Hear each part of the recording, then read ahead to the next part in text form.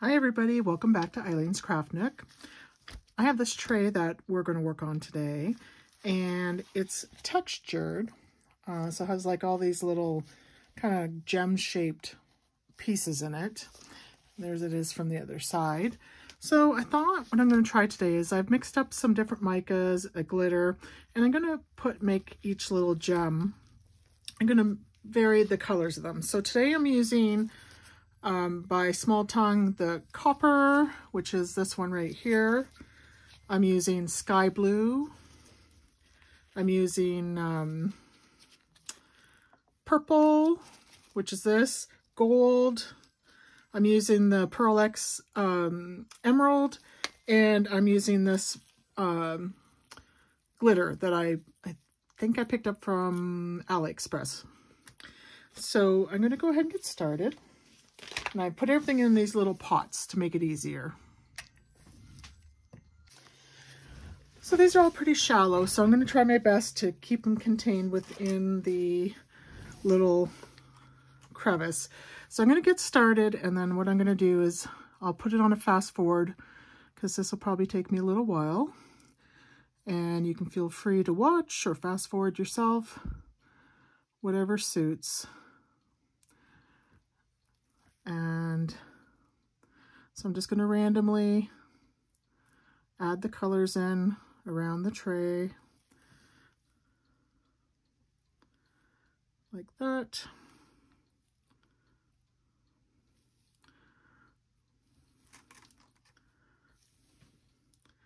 And then I'll switch to the next color and so on and so forth. All right, so enjoyed the process, and I'm just going to go ahead and put you guys on a fast forward.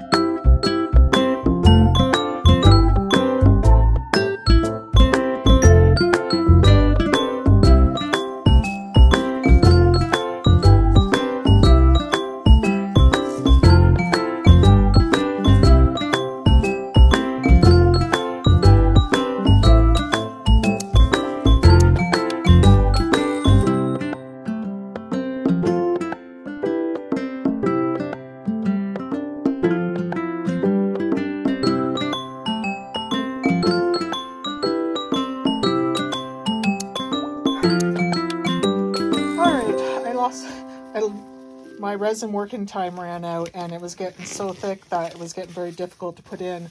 So I quickly had to put some in, just put the rest of it into another mold. So I only have a few left. I got most of them done. So I'm just going to mix up another small batch and finish this off. And then I'm going to let this first layer dry. And then I will be back with, to do the back coating on it. Welcome back. So it's been about 4 hours, And while it's not dry, like set, it's dry enough that I can put the second coat on. So I mixed up 2 cups of resin because I wasn't sure how much I needed. So, but I'm only mixed the color into 1 cup. And if I need the second cup, or I'll be able to determine how much more I need. So it looks blue on the top, but I actually use like 3 scoops of black pigment powder and 1 scoop of this dark blue pigment powder, because I want it to be really dark, almost a black, but not quite a black. So that's what I have mixed up in here. So let's go ahead and pour it and see how much we'll need to.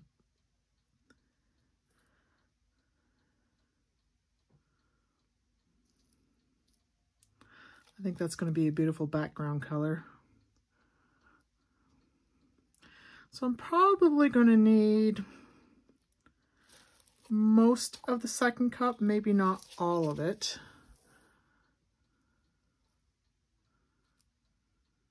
But from the looks of it, yeah, probably most of it. So what I'm going to do is I'm going to color up the rest of my resin.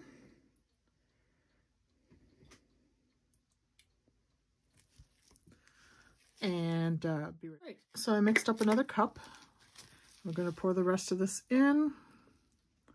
Just going to intermix it just in case, you know, the colors, mirror ratios weren't exactly the same.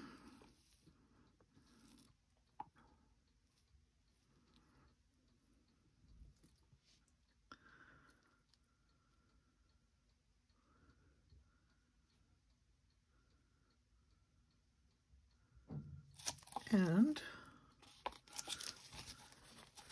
I think that looks good.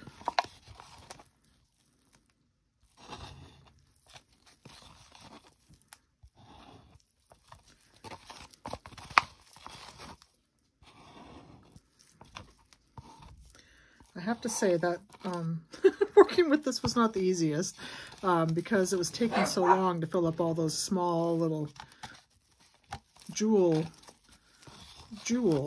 My resin was, you know, getting quite thick and sticky. And, I mean, working with sticky resin is not fun. All right, so that looks good, actually. So we're going to let this dry. Just going to give it a spritz with my isopropyl. Bring those little bubbles to the top, and I'll see you when it's dry. Hello. Okay, so this is, I think it's dry enough to take out. It's still kind of flexy. Just a couple of the other little things that this is what I made when my resin was getting to the point where I couldn't pour it in the little diamonds anymore. So I just poured it into this little bear. You can see it had different colors in the back. And then I had also made this little turtle. So let's go ahead and get this taken out. I did have a little, something fell into it. I tried to get it out, and then I tried to warm it up, but it just still left a bit of mark, which is okay. It's on the back. So let's take a look. I love this deep sapphire type blue. Okay, I'm actually going to flip it over while I unmold it, just because as I mentioned, it is flexible. Wow. Oh, that's gorgeous. Wow, wow, wow. Well, that was worth the effort it took, and it did take some effort. Now, I didn't have any handles, but you could, when you make this, you could either do it while you're making it, or you can get the handles that you can screw up into the bottom of the handle and add them on to use it as a tray. You could, although I don't know if I would, because I don't think you'd have trouble shoring it up on the sides, because this has some texture. You can feel that. It is flat. Like, you could put something on here, no problem. Like, things are gonna sit on it, no problem. But it does have that pebbly feeling. But you wouldn't really be able to put a top coat on here, just because it wouldn't stay contained on the sides. It would come off it would roll off the sides. So I love this. I love all the different colors, you know, and that dark blue background. It's dark enough that all these colors still pop. But you can still see like where I put the, you know, the little black sparkly. Let me bring this up to the camera. You guys can get a nice close look at it. Let me bring my light over a bit. There we go. Can you see that?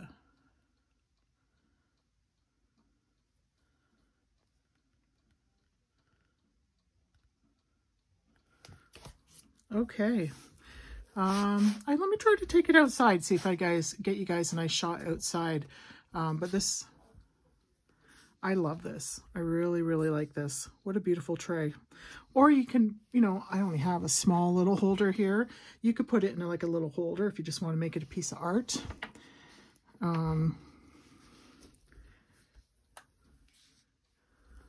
But yeah, it was worth the time and effort that it took to make this. Okay, let me see if I can grab you guys a shot from outside, if it gives it any better lighting. Okay, so here it is in the natural light. It's definitely not sunny today, and it is late afternoon. We actually had snow this morning. When I got up, the ground was white. But here's what it looks like in natural light.